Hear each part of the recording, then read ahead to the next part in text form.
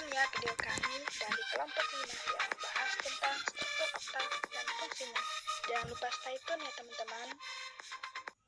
Otak besar atau cerebrum merupakan massa embrionik. Sistem saraf pusat membentuk kanal pusat yang dangkal ventrikel dan membentuk bagian putih dan abu-abu. Bagian abu-abu mengandung badan sel neuron, dendrit, dan akson yang tidak bermielin, sedangkan bagian putih mengandung akson yang terbungkus mielin, sehingga neuron tersebut berwarna putih. Otak besar merupakan bagian terbesar dari otak. Pada orang dewasa, berat otak besar yaitu sekitar 1 kilo atau 2/3 dari berat keseluruhan otak. Otak besar terdiri dari bagian kanan dan kiri. Bagian kanan otak besar berfungsi mengontrol fungsi tubuh sebelah kiri, dan bagian kiri otak besar berfungsi mengontrol fungsi tubuh sebelah kanan. Fungsi otak besar atau cerebrum. Otak besar atau cerebrum merupakan pengontrol pusat sebagian besar aktivitas manusia. Otak besar berperan dalam pengaturan gerak sadar, otot lurik atau otot rangka, memori, emosi, persepsi terhadap rangsangan, fungsi belajar, pengaturan alat indera, dan lain sebagainya. Namun, fungsi utama otot besar atau cerebrum yaitu sebagai pusat pengaturan kesadaran dan pusat memori. Selanjutnya, struktur dan bagian otak besar. Berdasarkan strukturnya, bagian otak besar dibagi menjadi dua bagian utama, yaitu korteks cerebrum bagian luar dan ganglia dasar bagian dalam. Korteks merupakan lapisan tipis berwarna abu-abu dengan miliaran badan sel saraf. Korteks disebut juga area grimeter. Sel saraf yang saling berhubungan satu sama lain membentuk seperti untaian rantai sehingga informasi yang diterima oleh satu sel saraf bisa diteruskan melalui komunikasi dengan sel saraf lain. Korteks terbagi menjadi 3 area utama, di antaranya yaitu area sensorik, area motorik, dan area asosiasi. Yang dimana dimaksud dengan area sensorik yaitu area yang bertugas mengartikan informasi sensorik atau rangsangan, contohnya seperti cahaya, pengecapan, dan suara. Kemudian area motorik yaitu area yang bertugas mengendalikan otot sehingga terjadinya suatu gerakan, misalnya saat menginjak duri maka akan terjadi refleks dengan bergeraknya kaki menjauhi duri tersebut. Dan yang terakhir, area asosiasi yaitu area yang berfungsi dalam merekam pengalaman yang dialami oleh tubuh atau memori, kemauan dan kecerdasan serta mengatur beberapa fungsi bahasa. Selanjutnya, ganglia dasar atau bagian dalam. Ganglia dasar merupakan area berwarna putih yang banyak mengandung dendrit dan juga akson. Lapisan ini lebih tebal dibanding bagian korteks. Fungsi ganglia dasar yaitu melakukan koordinasi gerakan, pengaturan gerakan tak sadar, fungsi kognisi, dan fungsi emosional. Berdasarkan lobusnya, otak besar dibagi menjadi 4 bagian, di antaranya yaitu lobus frontal, lobus parietal, lobus temporal, dan lobus occipital. Yang pertama yaitu lobus frontal. Lobus ini terletak di bagian depan otak besar. Fungsi lobus frontalis ini yaitu mengatur kegiatan motorik atau gerakan secara sadar, kemampuan berbicara, kemampuan berpikir, pemecahan masalah, dan emosi. Kedua, lobus parietal. Lobus ini terletak di belakang lobus frontal di bagian atas otak besar. Fungsi utama lobus parietal yaitu sebagai pusat sensorik atau penerimaan rangsangan seperti sentuhan, tekanan, suhu, rasa sakit, dan lain sebagainya. Ketiga, yaitu lobus temporal. Lobus ini terletak di bawah lobus parietal, tepatnya di bagian sisi otak besar. Fungsi utama lobus temporalis yaitu sebagai pusat pendengaran dan fungsi bahasa. Dan yang terakhir yaitu keempat, lobus occipital. Lobus ini terletak di bagian belakang otak besar. Fungsi utama lobus occipital yaitu sebagai pusat visual atau penglihatan. Diencephalon. Diencephalon berperan dalam pengendalian motorik pergantian informasi alat indera dan pengendalian fungsi otonomi dari berbagai bagian tubuh. Contoh beberapa aktivitas yang ikut melibatkan kerja dari diencephalon yaitu mengunyah, melihat, pergerakan mata, ekspresi wajah, mendengar, bernapas, menelan, mencium, dan pengaturan keseimbangan tubuh. Diencephalon terdiri dari 4 struktur, yaitu talamus, hipotalamus, subtalamus, epitalamus. Talamus.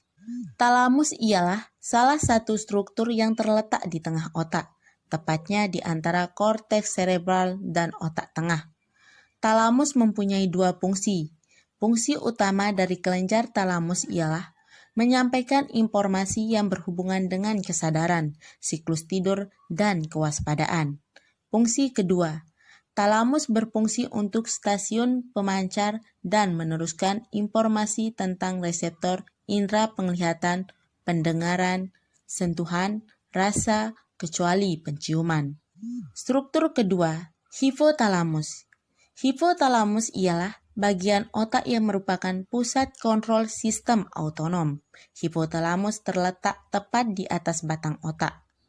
Hipotalamus mempunyai 8 fungsi. Fungsi pertama, pelepasan berbagai hormon yang memiliki fungsi penting dalam menjaga kondisi tubuh. Fungsi kedua, responsif terhadap berbagai bentuk stimulasi seperti stres, rangsangan penciuman, stimulasi suhu, stimulasi cahaya, dan stimulasi lain, baik yang berasal dari dalam tubuh atau dari luar tubuh. Fungsi ketiga, mengontrol asupan makanan. Keempat, mengontrol rasa takut. Kelima, orientasi seksual. Keenam, fungsi kontrol otonom. Ketujuh, keseimbangan tubuh. Dan kedelapan, pengaturan siklus tidur. Struktur ketiga yakni subtalamus. Subtalamus ialah nukleus motorik ekstrapiramidal penting yang punya banyak hubungan dengan nukleus sistem saraf lainnya. Apabila terjadi kelainan pada bagian ini, maka akan timbul kelainan gerak kaki atau tangan yang terhempas kuat pada satu sistem tubuh. Struktur yang terakhir yaitu epitalamus. Epitalamus ialah pita sempit pada jaringan saraf yang membentuk atap diencephalon, berfungsi dalam pengaturan irama sirkadian tubuh dan menghambat hormon gonadotrofik. Otak tengah mesencephalon atau midbrain adalah bagian terkecil dari otak yang berfungsi sebagai stasiun relay untuk informasi pendengaran, yaitu inferior colliculi dan penglihatan superior colliculi. Otak tengah mengontrol berbagai fungsi penting seperti sistem visual dan pendengaran serta gerakan mata. Beberapa bagian dari otak tengah yang disebut nukleus merah, red nucleus, dan substantia nigra berfungsi dalam mengontrol gerakan badan. Substantia nigra yang berwarna gelap berisi banyak neuron yang memproduksi dopamine. Pada umumnya, berkurangnya neuron di substantia nigra menyebabkan terjadinya penyakit Parkinson. Otak tengah juga adalah bagian awal dari batang otak. Otak tersebut terdiri dari tectum dan tegmentum. Kedua bagian ini juga berfungsi dalam penglihatan, pendengaran, pergerakan mata, dan gerakan tubuh lainnya. Otak tengah adalah bagian terkecil dari otak manusia. Sesuai dengan namanya, bagian ini terletak di tengah-tengah otak, tepatnya di atas batang otak, brainstem, dan di bawah otak besar, cerebellum. Fungsi utamanya ialah sebagai stasiun relay untuk informasi pendengaran, yaitu audio, dan penglihatan, yaitu visual. Berikut ini terdapat beberapa struktur otak tengah terdiri atas 1, yaitu tectum. Tectum terdiri dari 2 pasang colliculi yang disebut corpora quadrigemina, yaitu inferior colliculi terlibat pada proses pendengaran. Sinyal yang diterima dari berbagai nukleus batang otak diproyeksikan menuju bagian dari talamus yang disebut medial geniculate nucleus untuk diteruskan menuju korteks pendengaran primer. Kemudian, superior colliculi berperan sebagai awal proses visual dan pengendalian gerakan mata. Yang kedua, cerebral peduncle. Tegmentum adalah jaringan multisinapsis yang terlibat pada sistem homeostasis dan lintasan refleks. Kemudian crus cerebri dan substantia nigra. Yang ketiga, superior colliculi. Pusat refleks gerakan kepala dan bola mata ketika berespons terhadap rangsang visual. Yang keempat, inferior colliculi. Pusat refleks gerakan kepala dan tubuh ketika berespon terhadap rangsang suara. Kemudian, fungsi otak tengah. Adapun fungsi otak tengah midbrain yang diantaranya yaitu 1. Fungsi utama dari otak tengah merupakan sebagai stasiun relay informasi pendengaran yaitu audio dan penglihatan yaitu visual. Yang kedua, otak tengah dapat berfungsi untuk mengatur tanggapan dari rangsangan yang berkaitan dengan informasi sensorik. Contohnya, ketika tangan memegang sesuatu yang panas, maka otak tengah mengatur tangan untuk menjauhi pusat panas tersebut. Yang ketiga, otak tengah juga berperan dalam gerakan otot. Yang keempat, meningkatkan daya ingat dapat membuat seseorang mampu belajar dalam tempo yang lebih singkat. Yang kelima, ikut berperan dalam pengembangan kemampuan inovasi dan kreativitas. Yang keenam, meningkatkan intuisi dan daya tangkap.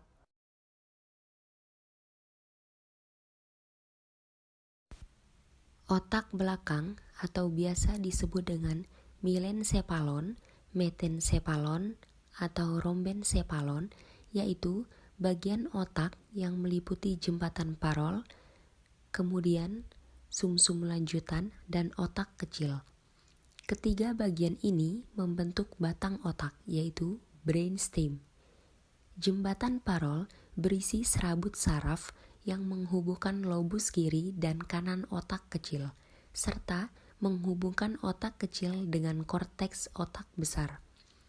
Sumsum lanjutan membentuk bagian bawah batang otak, serta menghubungkan jembatan pons dengan sumsum tulang belakang. Sekelompok neuron pada formasi retikular di dalam sumsum lanjutan berfungsi mengontrol sistem pernapasan, dan saraf kranial yang berfungsi mengatur laju dan jantung juga berada pada sumsum ini. Selain itu, ini juga berperan sebagai pusat pengatur refleks fisiologi, tekanan udara, suhu tubuh, pelebaran atau penyempitan pembuluh darah, gerak alat pencernaan, dan sekresi kelenjar pencernaan.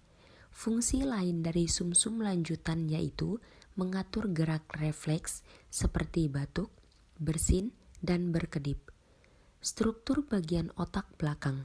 Otak belakang terletak di dasar kepala, terdiri dari 4 bagian fungsional yaitu medula oblongata, pons, bentuk retikular atau reticular formation, dan cerebellum. Komponen utamanya diantaranya yaitu medula oblongata, yaitu titik awal saraf tulang belakang dari sebelah kiri badan menuju bagian kanan badan, begitu juga sebaliknya. Kemudian, medula mengontrol fungsi otomatis otak seperti detak jantung, sirkulasi darah, pernapasan, dan pencernaan. Pons merupakan stasiun pemancar yang mengirimkan data ke pusat otak bersama dengan formasi retikular. Selain itu juga sebagai jembatan saraf yang menghubungkan dua belahan otak kecil, yaitu otak depan dengan otak belakang dan otak depan dengan sumsum tulang belakang. Pons akan menentukan apakah kita terjaga atau tertidur. Kemudian formasi retikular memiliki peran penting dalam pengaturan gerakan dan perhatian. Formasi retikular seolah-olah berfungsi mengaktifkan bagian lain dalam otak. Kemudian cerebellum, yaitu otak kecil berkerut, hampir seperti otak besar, otak secara keseluruhan. Cerebellum mengontrol berbagai fungsi otomatis otak, tetapi sebenarnya fungsi tersebut perlu dipelajari dan dilatih, seperti keseimbangan dan koordinasi. Misalnya saat kita berjalan, jika jalan yang kita lalui sudah biasa dilewati, maka tanpa berpikir kita sudah bisa sampai tujuan. Fungsi cerebellum berfungsi sebagai kendali atau kontrol atas gerakan kita. Otak belakang merupakan bentuk perpanjangan dari sistem saraf tulang belakang. Otak belakang disusun oleh metencephalon dan milencephalon. Metencephalon yaitu bagian otak belakang yang strukturnya terdiri atas pons paroli atau biasa disebut dengan jembatan paroli, dan cerebellum yaitu otak kecil. Metencephalon berada di bawah area posterior cerebrum yaitu telencephalon, dan di atas medula oblongata, bisa disebut juga sebagai sumsum sambung. Area ini membantu dalam proses keseimbangan tubuh, koordinasi gerak, refleks jantung, tidur, sirkulasi, irama gerak otot, dan pengendalian informasi penginderaan. Milencephalon disusun oleh medula oblongata yaitu sumsum sambung. Milencephalon bertanggung jawab dalam mengontrol fungsi-fungsi otonomi seperti bernafas, denyut jantung, menelan, bersin, dan pencernaan.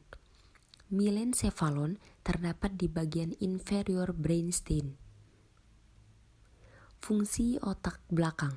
Adapun fungsi otak belakang diantaranya yaitu 1. Mengendalikan gerakan tubuh dalam ruang. 2. Menyimpan ingatan untuk respon-respon dasar yang dipelajari. 3.